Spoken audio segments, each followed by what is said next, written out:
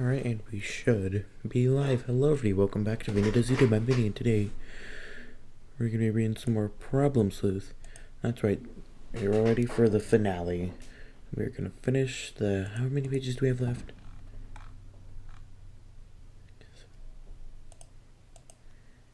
God, under 200 pages we have left. And then move on to Homestuck. Oh, wait, no, we still got to do the unlockable content first, so... yeah. Okay, so I'm gonna do that first before moving on to Homestuck. Who knows, maybe I might do it like directly after this, maybe wait a bit, maybe tomorrow, who knows. But I definitely want to get into reading Homestuck soon, so let's do this. As you approach the east horizon, the strong tidal forces you... As you approach the event horizon, the strong tidal forces cause your aspect ratios to be stretched out. Nerve spread loosens your aspect corset to compensate.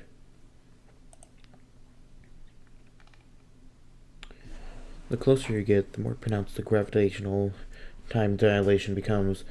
Every notion of the universe, you just appear to be slowing down until you seem frozen in time. Just outside the horizon, but to you, everything in the universe appears to be speeding up. Before you even cross the horizon, you catch a glimpse of every future event in the universe all happening at once. Put on sunglasses. What you witness cannot be described by words, a spectacle of transcending time and space. If it is true, a thousand angels dance on the head of a pin, then it seems all universal events, imagined and real, in real play, polarized lens of a Hollywood B-list celebrity. You get stretched to the event horizon. DMK, level 99, Coddle Tech, Thornswoggle.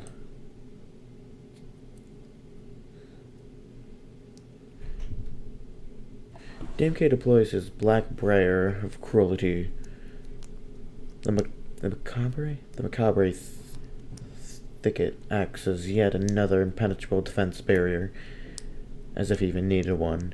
DMK can also wield the bramble offensively. The frisky creepers get down to business. This is the business of not minding their own business and involving themselves in your business.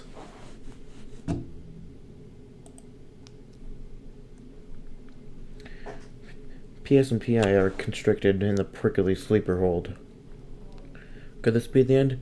I suppose if you were to perish, you could just walk out of death's door again. Or wait.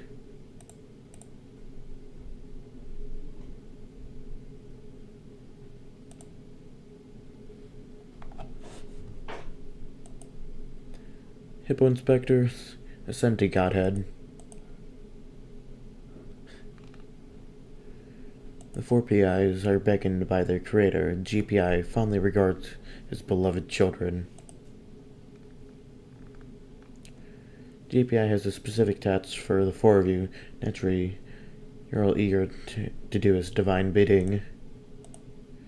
PI's temporal replic slime, Adfinium.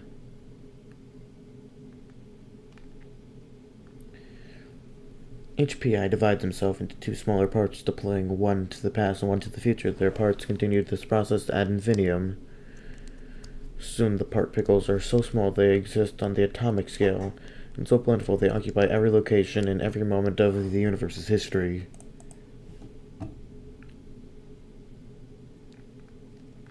Part pickles politely play the roles of each elementary particle in the standard model, namely quarks, electrons, and neutrons. Their forces are propagated by different sorts of lumbering boneheads, including photons and gluons. What is this? Just why is this just like science? Why am I just learning science right now? I'm supposed to be reading a funny comic about some cool detectives. Why am I just learning about like fake science? The particle / energy interactions have been have even created some morons and moron neutrons. Sadly, their lifespans are rather short and they undergo the process of moron decay.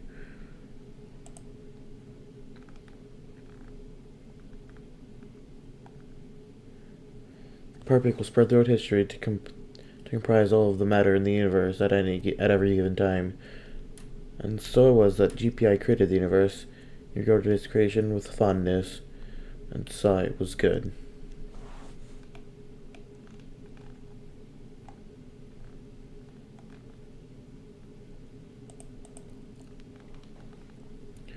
The shadow forces have stretched hysterical dame into a string of horks.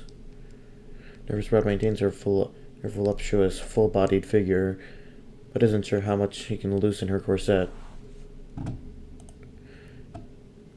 And HD and NB land already.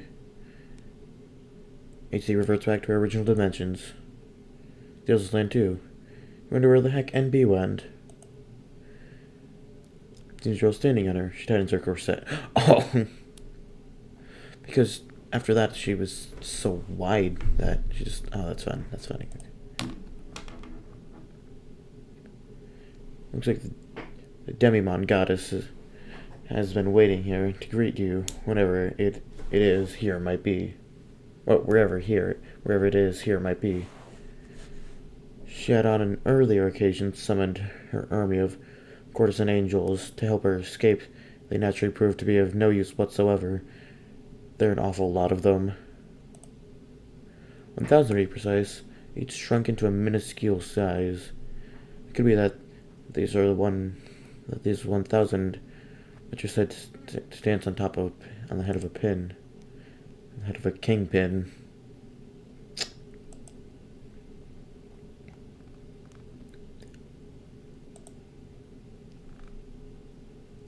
And he's fractalizing.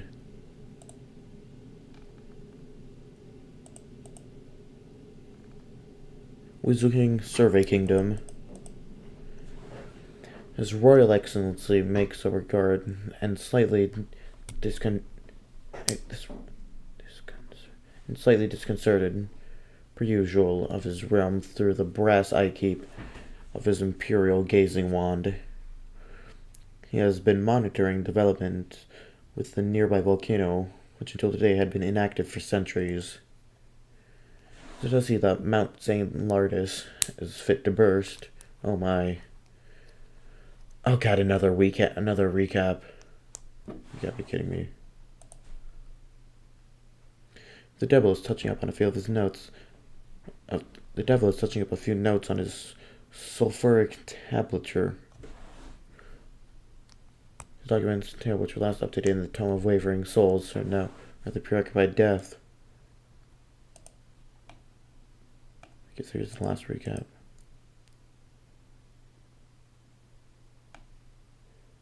Oh my god.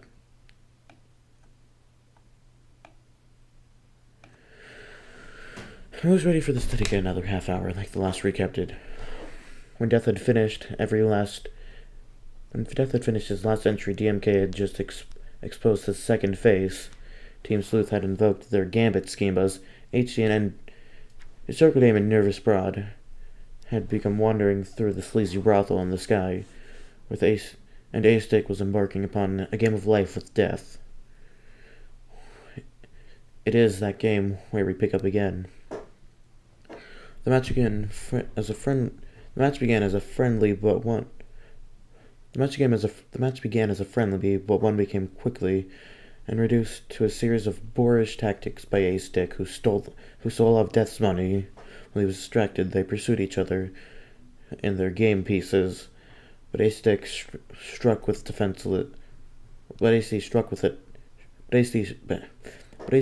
defenseless woman who was crossing the street. A-Stick pleaded with Death to spare her life, but Death was nowhere to be seen. Miraculously, the woman survived, and A-Stick and Wife Harsh became married. Let me just make sure. Microphone's working. Yep, okay. With the Wife Harsh, A-Stick sired the adorable son Harsh as a family. They enjoyed years of peaceful, prosperous life as A-Stick built an empire on various illicit, legitimate establishments. His activity caught the peering eye of some thugs who were none too pleased with A-Stick muscling in their boss's racket. One day while taking a walk, A-Stick's family was gunned down by the thugs. A-Stick auto-parried a bullet to save Sunhorse, but Whitehorse was not so lucky and perished. This prompted the surviving family to seek vengeance as vigilantes. They became Bathurst and Punisher Dick. Unfortunately, the Wheel of Life had different plans for them. Rather than fighting crime, they were heading west to open the frontier.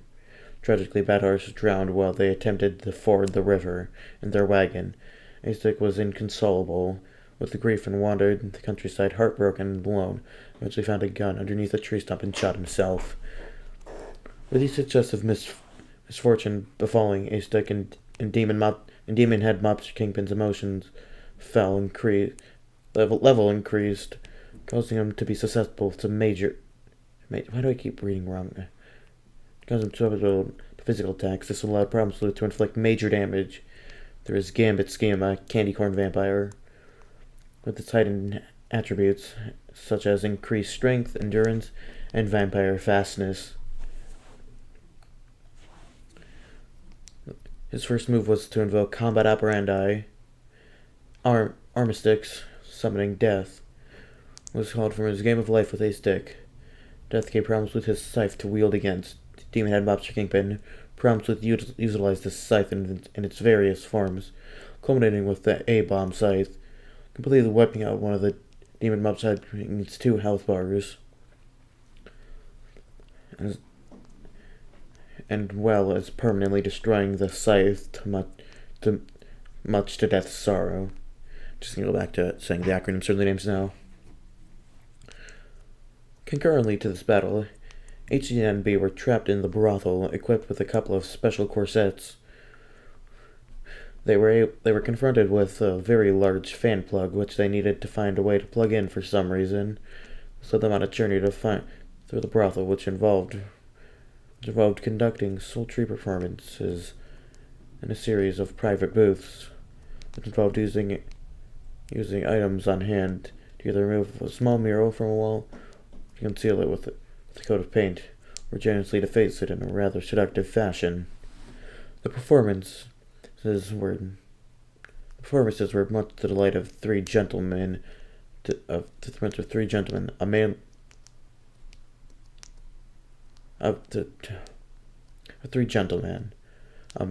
a mannerly highbrow and a dapper swain, and a churlish toff. Each sat in their respective coin-operated viewing booths. Once the coin-op slot had time had expired or became disabled in some way, a window no longer served to display the other sides of the booth. Instead, the windows served as portals to various trucks, including a bread truck, a cheese truck, and a ham truck. This allowed someone to either exit the rear of the truck or enter the cabin of the truck, depending on which side of the booth one enters from. This rear exit slash cabin entrance polarity was controlled by a series of switches on the ceiling, just outside the booths, accessible only to one with significant height attribute.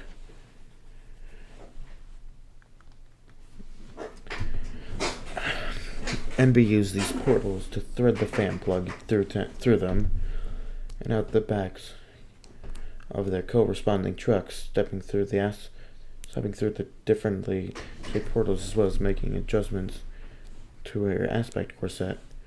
Served to modify her proportions as well as her Vim attribute, which was at times useful for carrying the plug. She also helped the highbrow to drive to the bread truck, while HD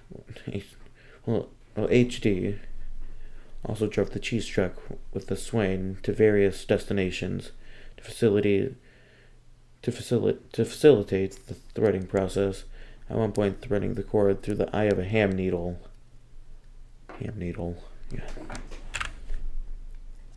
Finally, they used the ham truck to deliver the fan plug to the gutter pipe projects and fed it through the pipe and out the lens of the motion picture projector, which protected the plug at a normal scale, which could fit to a regular outlet and and projected HD and NB at a diminutive scale. HD used her scale bonus to bring her scale back to normal, and entered the door of Madame Mural's studio. NB remained small and simply walked through the mouse hole with the plug. In the studio, NB used her corset to become very tall to plug in the fan. The outlet, however, supplied no power since it was controlled by a switch in the dollhouse attic. HD entered and enraged Madame Mural. NB then entered the foyer of the dollhouse, and then entered the studio from the other side with her dimensions restored to normal. HD and NB clashed with using their weapons, seduction on the Madam, with the weapons of burlesque seduction on the Madam.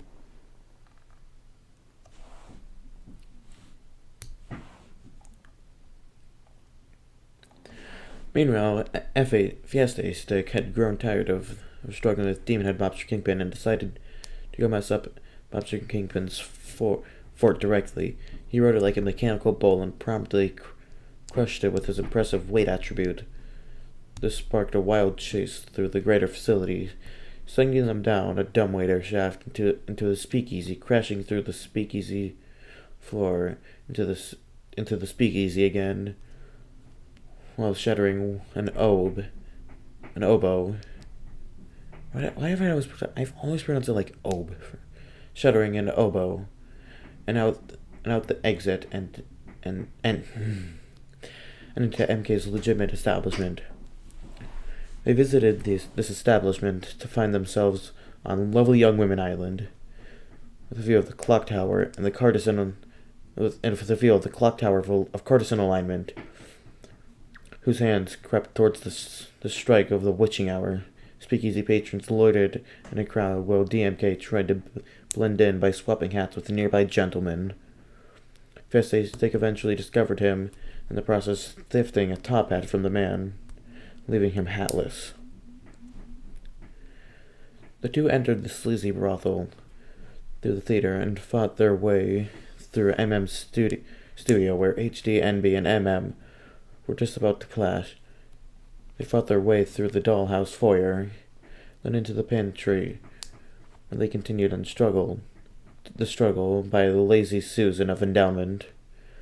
Meanwhile, the following more tangential events transpired. On the deck of the Chicago Overcoat,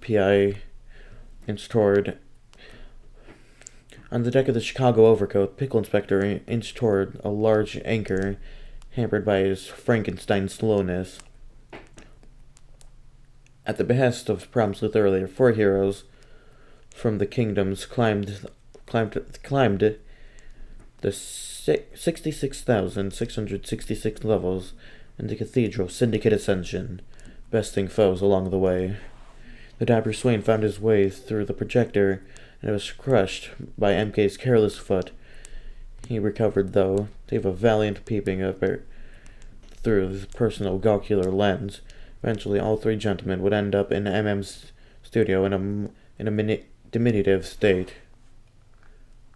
God, this recap is so long.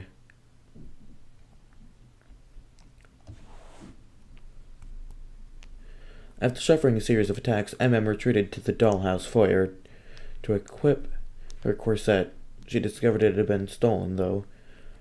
Her assailants pursued her, and she fought back using her skeleton brush and palette. On the ship, the impetus comb was completed just as PI reached the anchor. He was about to use a pretty lame comb ray that possibly involved an anchor, but MK swapped the sucker receptacles in the pantry to steal the rave for DMK. DMK used his ridiculously powerful attack, fill him with daylight. PI dropped the anchor overboard, hooked it on to the cathedral, causing the ship to swing around out of range of the attack just in time. DMK's attack ripped the universe in half, exposing the extra-dimensional cosmic superstring strata. Meanwhile, the 4 heroes reached the top of the cathedral, which they had also split in half, and they remained suspended in the middle. JPI, seeing his creation in peril, was spurred to rare action to repair the damage. He invoked Deus Ex Swing Machina. Machina. Words. He invoked Deus Ex Sewing Machina and picked up the ham needle with the fan cord, threaded through it, and affixed it to his sewing machina. He sewed his creation back together, stretching the cord across the entire length of the universe and depositing the hammy needle back to where it was. The four heroes, having floated to the other side of the cathedral, turned to the crank, which was the cathedral's eye, to zoom into the face of the clock tower, which was at the strike of midnight, locally known as the witching hour. This revealed the large chronoscope of axial conjugation extending from the eye, pointing at the distant clock. At the strike of the witching hour, Sleuth, who was manning the ship's wheel, noticed that the wheel, in fact, served as a viewport from the clock's vantage. He simply reached into the wheel and reached across the great void of outer space and plucked the chronoscope from the cathedral, pulled it out, and pulled it out of the wheel as a normal-sized telescope, deactivating the wheel in the process. He threw the chronoscope to the highly immobile PI, who then affixed the scope to his sniper rifle, which caused the clock tower to transform into the clock tower sniper cannon, a weapon operated from afar by the sniper rifle itself. He used the cannon to deal a great deal of damage to DMK, all of which rapidly regenerated. But the salvo, over time, released enough pang nectar to produce 3 very large impetus combs, the 3 biggest ones dwarfed by only the 8th and final cone to be prepared. The 3 cones were applied to the following characters and their corresponding comb raves: HD comb rave, rolling thunder; NB comb rave, highly flammable case of the vapors; PFPI and FFPI comb rave, temporal replicollision. God, this recap. There's still so much left. The first 3 used in tandem in the final standard versus MM completely defeating her. She wound up in the afterlife, where she and others would be cajoled by death to play a variety of games.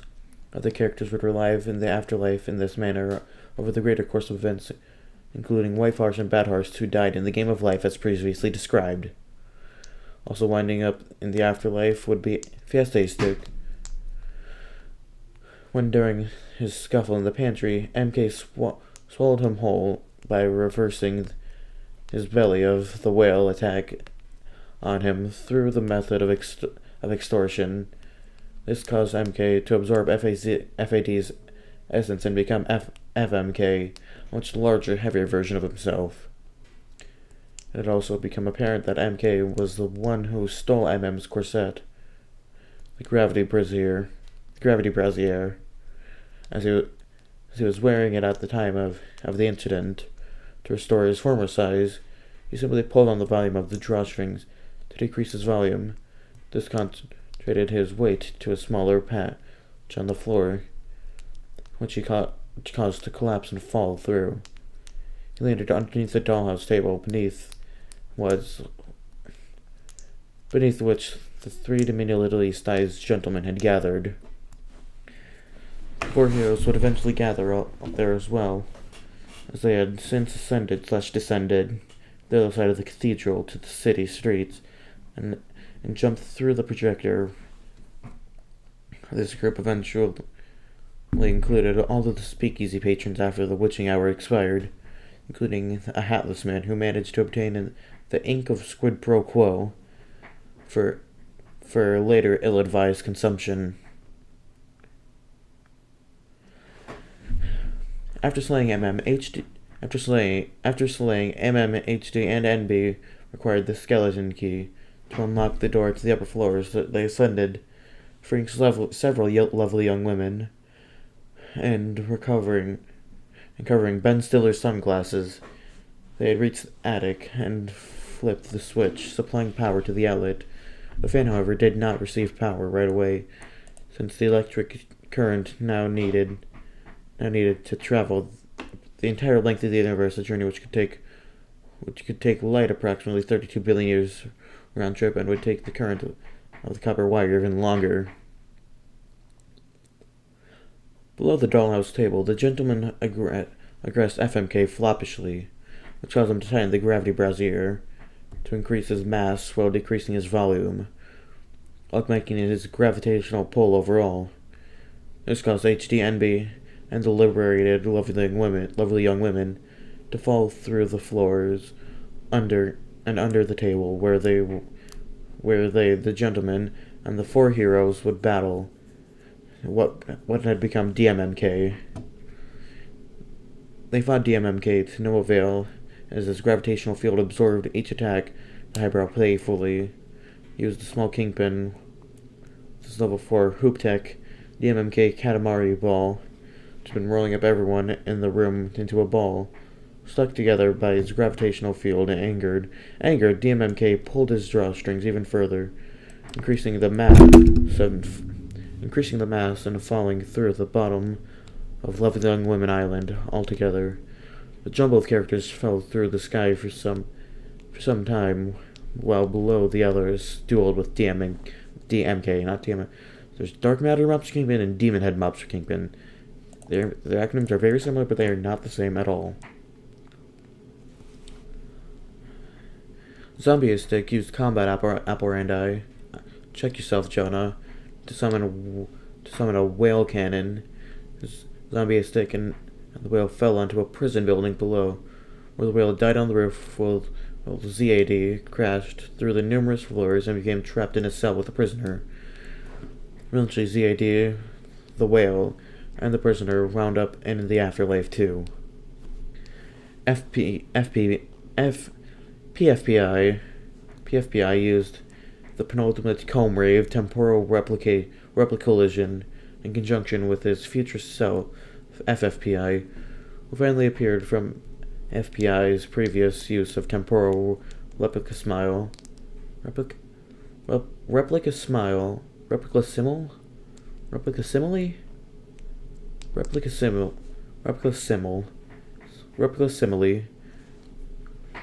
and the two accelerated through the traffic light portals and collided together, intersecting with DMK. This attack depleted the remainder of DMK's health and caused him to descend. It also killed PFPI and FFPI. In the process, big collision created short-lived Higgs bonehead in the process. But, everyone in the afterlife was developing the habit of coming and going through death's door at will, much of this may of death.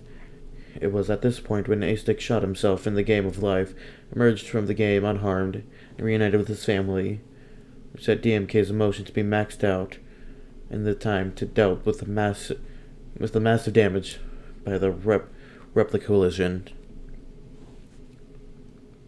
Oh, thank God, we're almost over. The cluster of people falling with DMMK eventually landed in the game of life on DMK's hat.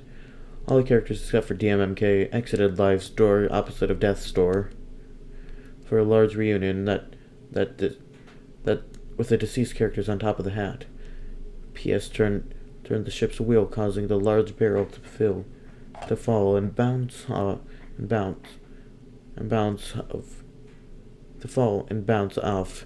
PI's head down to the Fulner bulb below. It struck the bulb, depleting DMK's spunk mirror.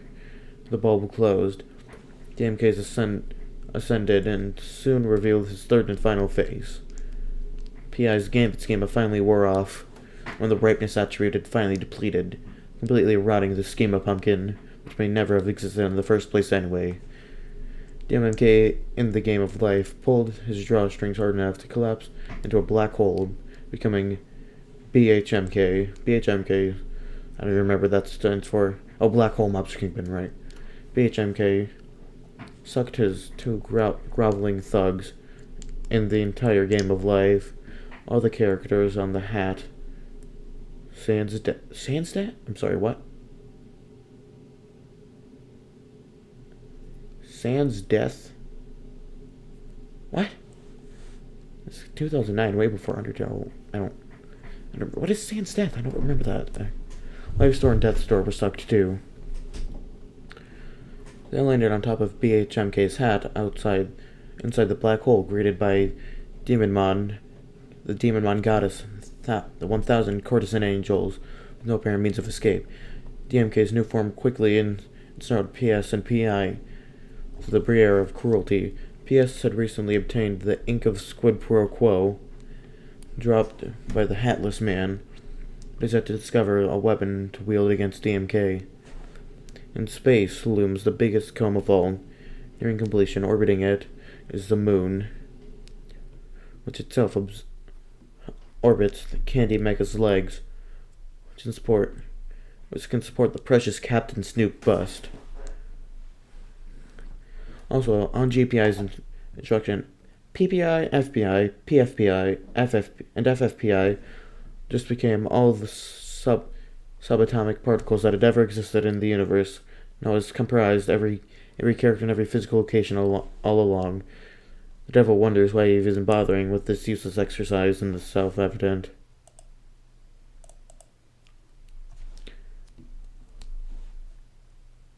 For John? Like Homestuck John? Oh, this is pretty cool. This is where they started.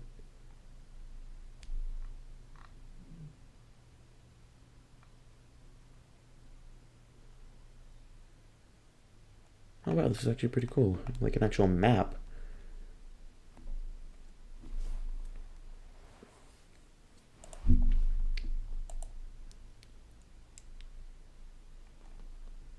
The gravitational pull of BHMK is slowly drawing every heavenly body closer together. The levels of the Cathedral of Syndicate Ascension are telescoping under the forces of compression. The Briere of Cruelty is choking the life out of you and your ally. You better think of something fast. Your lives depend on it. Indeed, the entire universe depends on it. P.I. Tickle Briere of Cruelty. You achieve the Tetrix of Arbiter. You were granted as a boon from the Weasel King a while ago to deal with death. You since had stowed it in your hat for safekeeping. That bit of cunning foresight was certainly a feather in your cap, figuratively speaking, of course. P.I. Pickletech, level 1 feather metal. Foolish Butterfingers mishandled the feather. Perhaps you spent more time leveling up your Tickletech first. You should've. P.S. Catch it! You obtained the legendary Textricular computer. Slash Briere. He lands on the ship's helm, ready to put the wealth of nautical experience from his skippering days to use.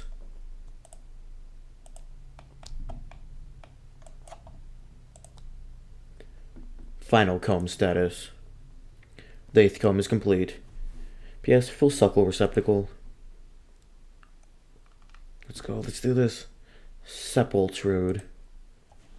The righteous fires of charisma wipe out the Briere. Resplendent light of divine pultrude consumes your spirit. This is going to end up being really anticlimactic, isn't it? Righteous aggression.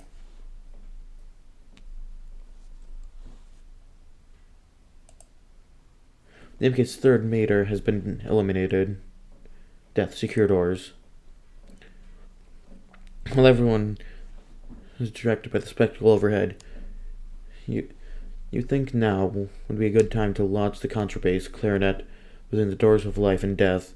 You're just tired of letting so many wavering souls slip through your bony fingers. When you open the door, the massive difference in gravitational potential sucks you and everything in the afterlife through it. Sort of like a short circuit of gravity. Whoops. Flowers and angels and honeybees are everywhere. What a mess. You've got to get that door closed. It won't be easy, though. It's likely that... It's like only the strongest man on Earth could close it. ASIC, level 99, belly of the whale, blowhole, swan song. No stranger to massive suction forces. You open the awesome aquatic pie trap of yours and deal with your most advanced stomach tech of all. The whale above sheds a tear of salty liquid admiration. You consume your counterparts with the AD and FAD. Finally, uniting as one mean, strapping dick of unprecedented vim. Your potential transform, you become... My god, you become... a stick. You are just utterly astounded by how bad your imagination is. If your imagination was a face, you would punch it in the face. A stick closes the door. He closes the door with little effort. Death lodges it shut with a sturdy instrument. The entire flower was sucked through the door, inside out, closing the door. The gravitational forces have been snuffed out, leaving an empty stem where the afterlife once was. JP regards it fondly, albeit in slight disconcerting manner. Angels help escape via Hawking radiation. The angels flock near the event horizon as far as they can to make it against the pull of the gravitational field. There were the principles of uncertainty regarding the existence of angels in a vacuum. Each split into angel/anti-angel pairs. For each pair, one of skips the other one falls into the black hole. Demon One Goddess also splits, creating a pair. Demon One Goddesses, one escapes, one stays. Oh god. The black hole emits satangelic Hawking radiation and shrinks due to the loss of mass/energy. DS dual screen? DS? Seraphimatic dynamies. Cherubim's rush. What? Demon mode. The demon one goddess, semi-goddesses summon her army to throw everything at that unholy demon head. The angels and anti-angels that remained in the black hole settled back down in the hat. Hatless man retrieve hat. The ordinary drunkard snatches his well-traveled headwear from death. He has a bone to pick with him, and he's going to let the bony fella hear it. Ew. The man vomits into his hat. DS, grant PS a boon. The semi-goddess bestows you with the most powerful set of keys in the universe, the Smith Corona Blotsplitter, the dispatcher of holy despotic convincer of the uncompelled. It is one of the several fabled holy weapons reserved for the chosen arbiter, sealed and protected by the realm's hallowed figures of nobility. She plucks a ribbon from her hair and supplies you with ammunition. You acquire one ink ribbon cartridge. PS load weapon. Load the cartridge into the blow spitter and pull the bolt handle. Lock and load with a ding. PS level 98 sleuth diplomacy. Poison pen letter. You hammer at the keys of your Smith Corona. The massive machine gun fire of your typing roars throughout the heavens.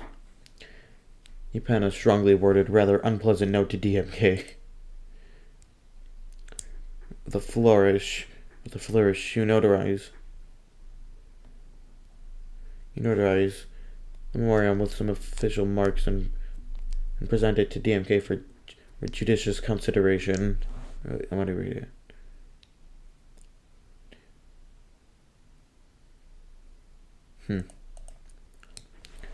DMK's sick burn meter suffers a critical spike. You load the scathing doctrine into the weapons cartridge. Level 99 sleuth diplomacy. Pax Proboscum? In a last-ditch effort to salvage diplomatic proceedings, we invoke the ultimate resolution in your formal attach of plenipotentiary clauses motioning for bilateral demilitarization and cessation of hostilities for mutual advancement and prolonged commitment to the furtherance of harmonious relations among sovereign parties. Peace be with you.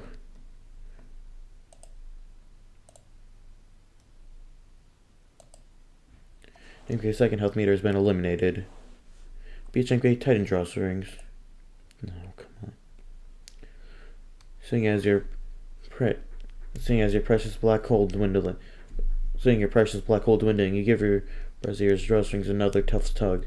Your mass now stands multiplied by a factor of a whopping Google. Your mass exceeds that of the entire universe. BHMK now occupies the center of the supermassive black hole. DMK ladder to hell. Sensing an impending demise, DMK grows a few extra health meters. React update.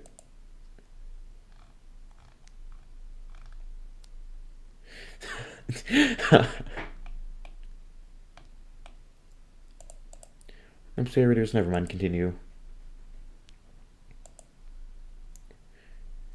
Devil, prod damned with fork. You're the morons a poke with your, The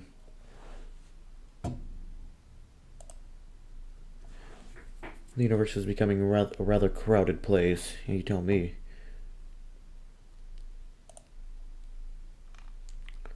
The Chicago Overboat is heading right towards an approaching sun. Not for your wealth of nautical seasoning, but you feel this development is rather disconcerting. What is with interesting this word? I've literally never heard it outside of MSPA. Like, why? PA, navigate with sextant. You take the chronoscope from the wheel again and attach it to your trusty sextant. The clock tower sextant is activated. Its index arm pendulum swings to and fro, simultaneously plotting the ticks of time and the altitude of the heavenly bodies. PA, plot new course. Through careful adjustment of the instrument's various mirrors and dials, you rotate the universe about the ship's vertical axis. The ship casts off from DMK, who wants no part of the blazing sun. You are free to navigate the stars, however long they might last. You pop the scope back into place and reactivate the wheel. Although that may have been somewhat premature, you are now headed directly for the clock tower. Weasel King, ride Mountain Lardis, like Machine Bull. You already did that a while ago, and it was a lot of fun. The time for such is attempted. Mount St. Lardis, and it is in a critical state of instability. Your kingdom is in jeopardy. You direct your imperial gazing wand above. You wonder what you spy through the eyepiece troubles you deeply. It is not just your kingdoms, but the whole universe which is in peril. You regardlessly ponder what the heck out over the dilemma. You don't know what the answer lies within the depths of your bottomless kingly wisdom. You know there is only one hope. There is a chosen arbiter. Losing in commune with Arbiter. The souls of the Arbiter and the King merge as one. Prophecy was true. Destiny flips the heck out. Final flip out. The rest of your ink is drained, feeling the final conflagration of all consuming holy charisma.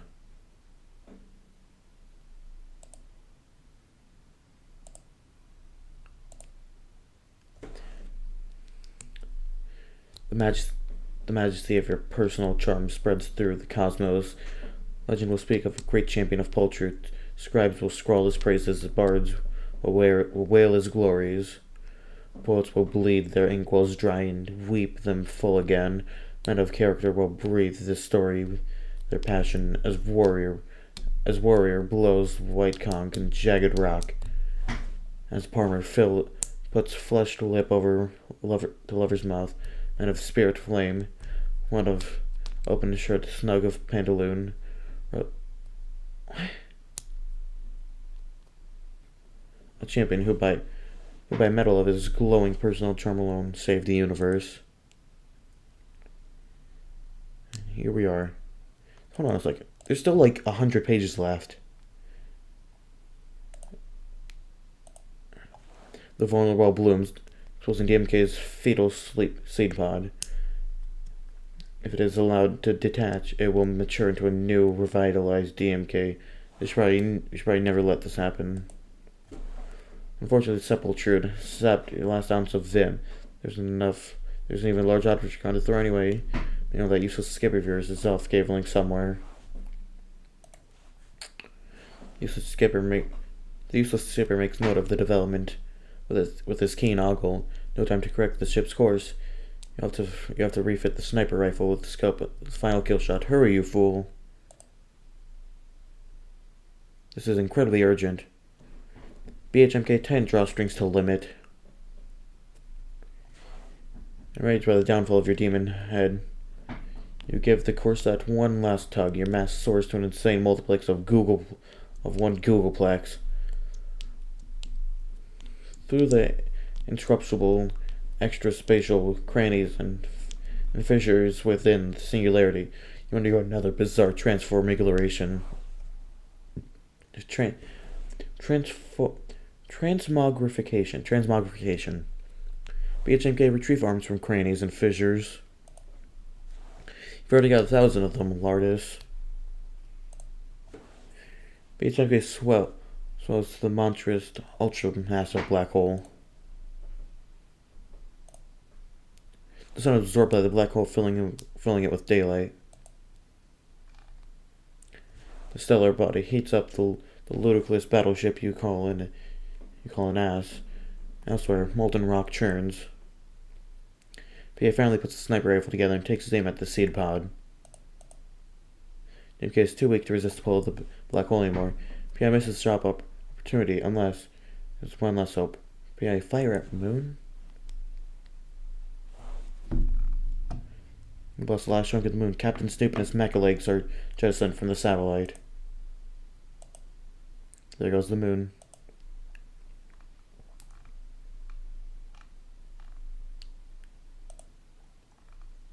The black hole expands. Problem Sleuth is pulled closer to its event horizon.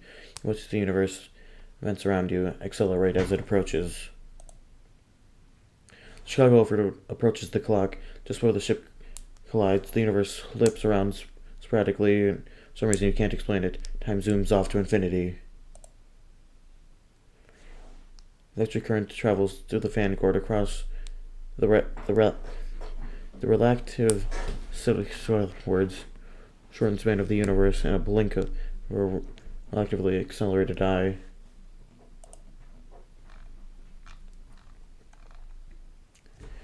Reaches the ham needle, loops around, doubles back across the universe, lickety-split. Finally, it reaches the square shoulder tolls, through the bread truck, out the private booth, through the ceiling of the brothel.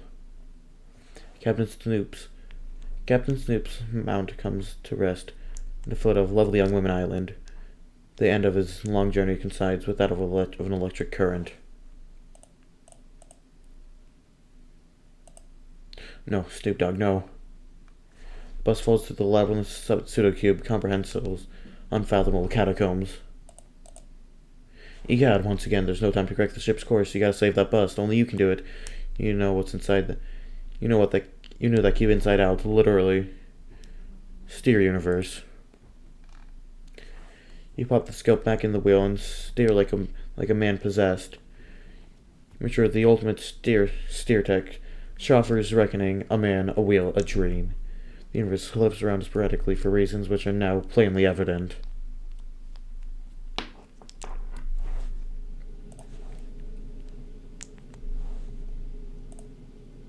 Pieces pulled into the event horizon.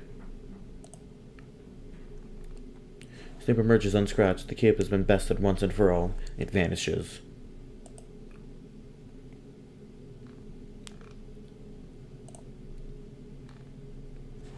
You may be winning for now, but your triumph looks to be short-lived. DS, a grass seed pod. You order your army of angels/anti-angels to finish off the foul demon head. They swarm your command. DMK, defense glower. Defend the seed at all costs. Back ye wenches. Demon 1, semi-goddess has been slain. PI, flip wheel one last time. You turn the universe, redirecting the bus toward the inner side of the black hole. Captain Supers, come on, Stoop, you got this. The angelic army has been all but exterminated. A preoccupied DMK does not notice the yes. The bus explodes on impact. The candy and I'd arranged sugary death on the fetal seed pod. Let's go! Go, yeah, let's go Snape Dog. DMK's supply of pep cold is almost, but alas, there's just a little bit left. It's time to make the ultimate sacrifice. You finally part with the precious cargo. No, not the candy corn. Like the very beginning of the game.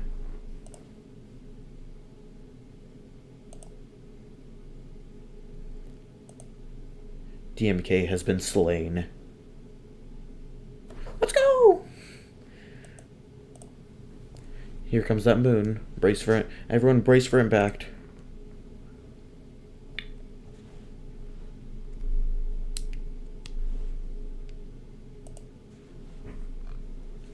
BHMK has pushed through his corset. Mount St. Lardis erupts. The black hole explodes. The universe reverts to its prior dimensions. Everyone and everything is trapped inside the black holes, ejected in random directions throughout the universe. DMK's hat falls through the sky. You breathe a sigh of relief. You can't imagine what you would possibly be forgetting to do. What the heck is that giant ticking sound? No. Oh dear.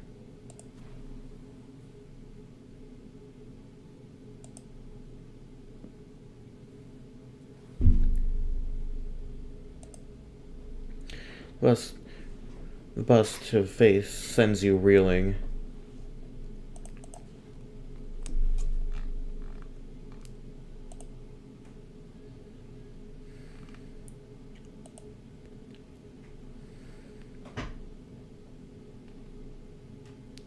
DMK's hat lands is skewered on the ham needle. PS plus AD plus PI land in a hard-boiled manner. Plus I think is... Ouch. MK rides the ham needle like a giant Billy Deadly needle. Mobster Kingpin has been slain. He drops the Megaton key. A-Stick, get Megaton key. Pick up the ludicrously heavy key is no sweat for the strongest man in the world. You stash it in your inventory. You're so good, I'm nervous about riding an automobile, which some grateful, loving young women were kind enough to supply. PS plus AD plus PI, victory dance. Whether there's set foot of fleet, the righteous mirth, our heroes in no condition for merriment. You're one of the top problem sleuths in the Caliginous voids. Solicitations for your service are separated by eons of white noise in the stew, primordial, consciousness, compensation abstract. It is a dewy whirl of fibrous skein of now. You're feeling particularly existential tonight. What will you do? Quickly retrieve arms from approaching light. What approaching? Oh, that one. Music box. The answer spins to a haunting melody. Not so bright you wonder what tantalizes you on the other side. If only you could... Wait, don't go. You breathe a deep sigh. Resigned to the dark veil settling over your reality. Existing was fun while it lasted.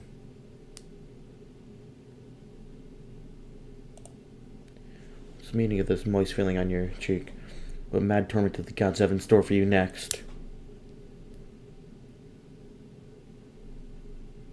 Circled him. Are you deceiving you? Is she slipping away? Was it all a dream?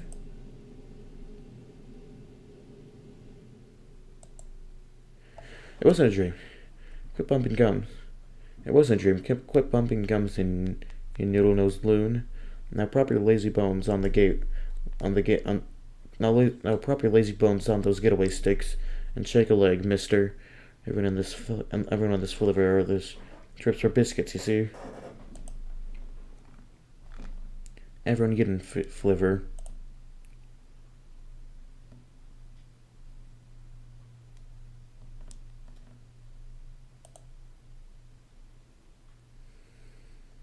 Exit. Thanks for playing. What's with the other, 50 pages, though? I'm a winner.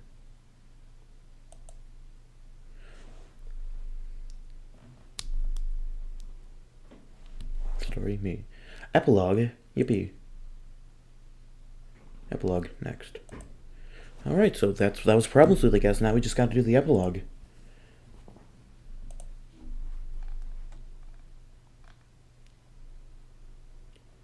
Let's see, we got the whale until the oh, I remember that ship sank, yeah.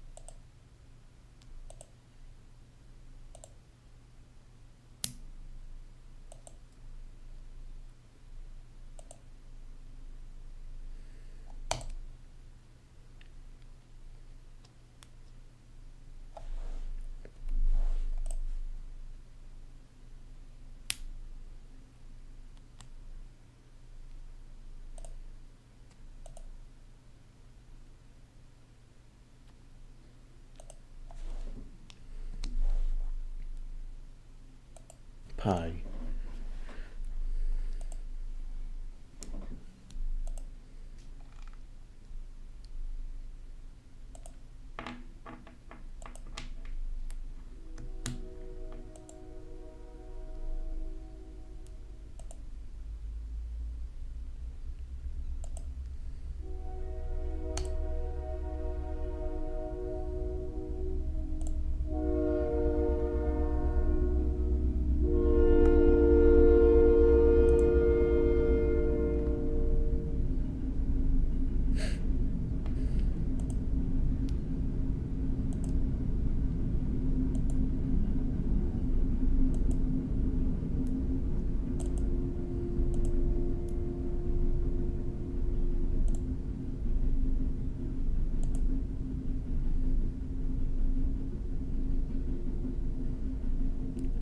MK exit afterlife.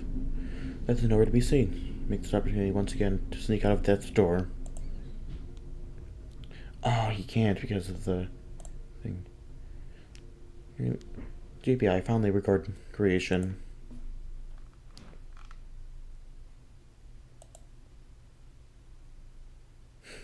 Yeah.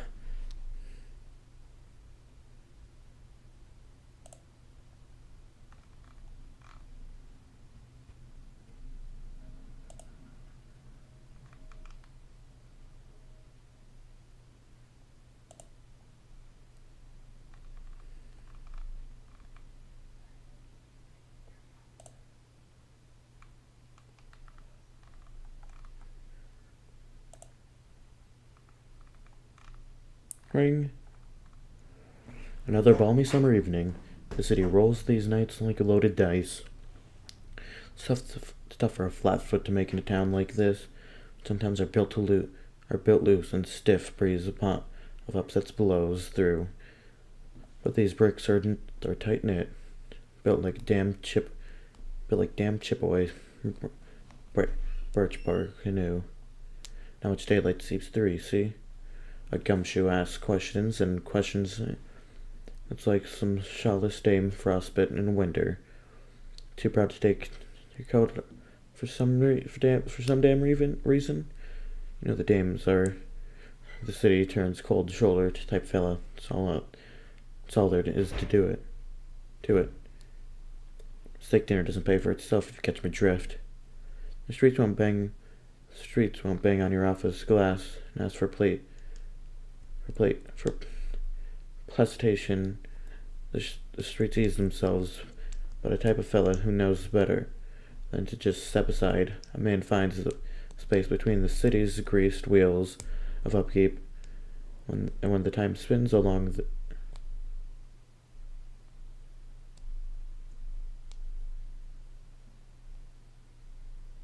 what? Get no clue what you're talking about. Sorry.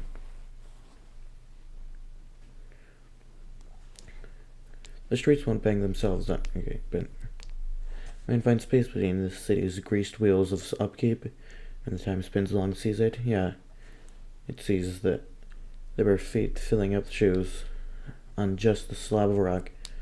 A man waits and listens to every placitation, the alleyway spike of bottle breaking, some tipsy beggar twitches to gravity, razor jewels shimmering on oil slick asphalt.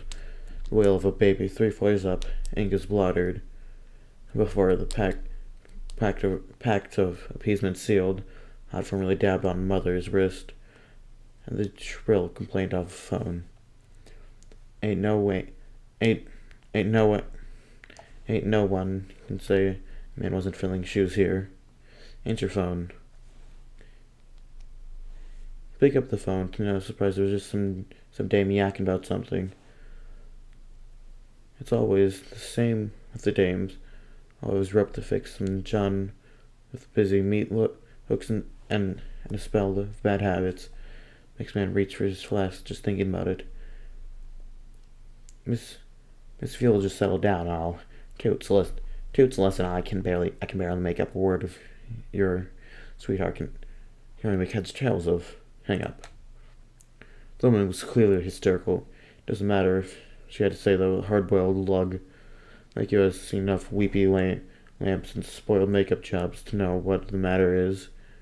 What the matter is, there's a problem, and you'll be damned if you aren't the fellows to sleuth it. There's only one thing left to do now. Pose at his team. The world is real. The end.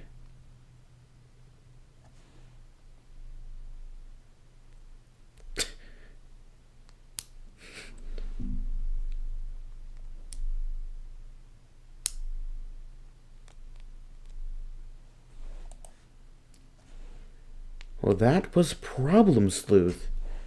Really hope you all enjoyed that. I sure did. Man, that was amazing, honestly. You know what we're going to be moving on to next. But first, the unlockable content.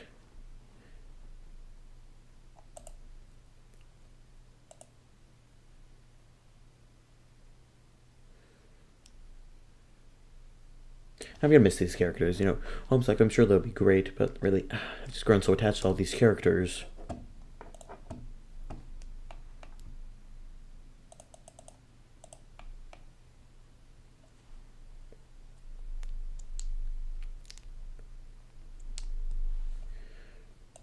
Anyways, unlockable content.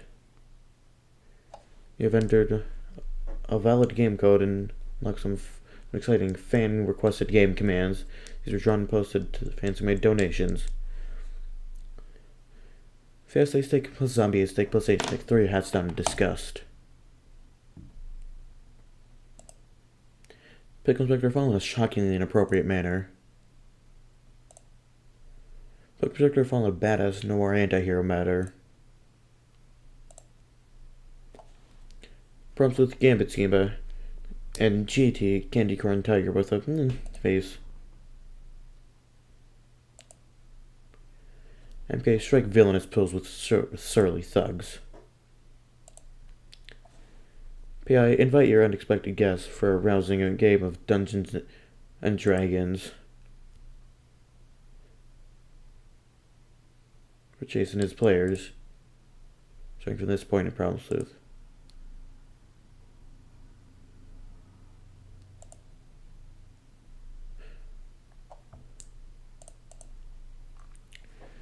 You're absolutely delighted to have company. You insist on marking the occasion with a spirited session of tabletop role-playing. You're obviously be a dungeon master because you have the best imagination.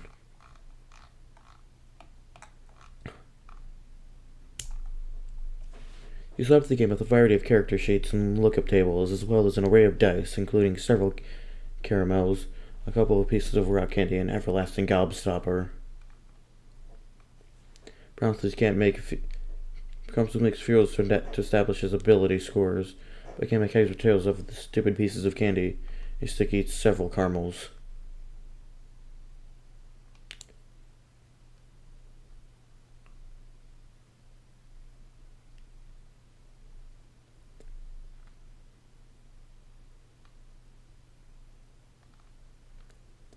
Brown Suit just makes up some numbers and writes them down.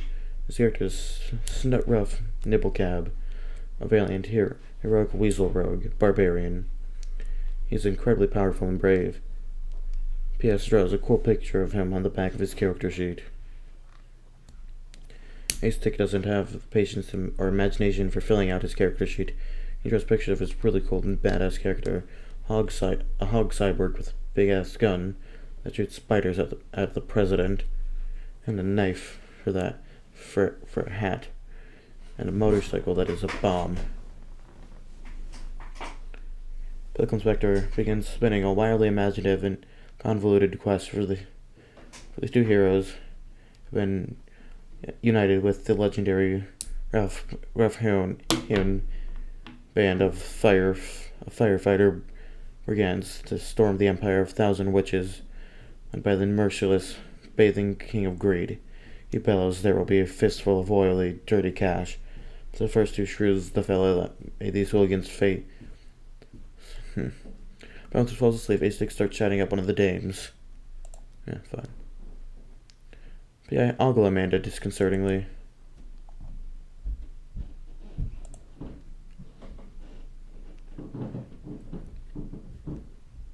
P.S. Ride Death's scythe like a mechanical bull, whilst Death plays a stringy rendition of Devils Went Down to Dorjan. Huh. You know, I'm not going to look through all of these. I don't want to look through all these. I'm just going to look through ones that look interesting. Finally, we go to creation. Third eye becomes embroiled. The match between the pyramid on the back of the bill.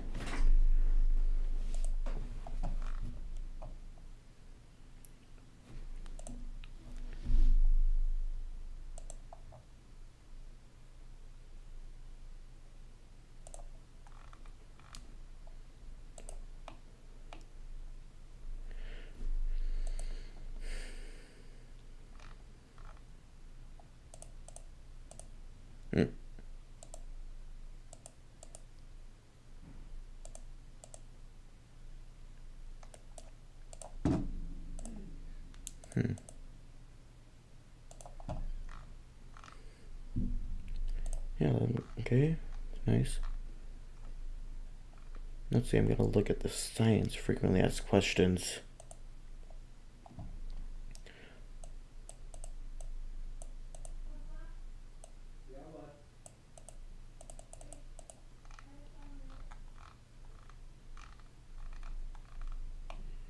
I think I'd rather read through this on my own time. But yeah, this has been Problem Sleuth. I really hope you enjoyed it. I certainly did. Yeah, if you haven't already, like, comment, and subscribe. It would be greatly appreciated, and I'll see you in the next one. Bye.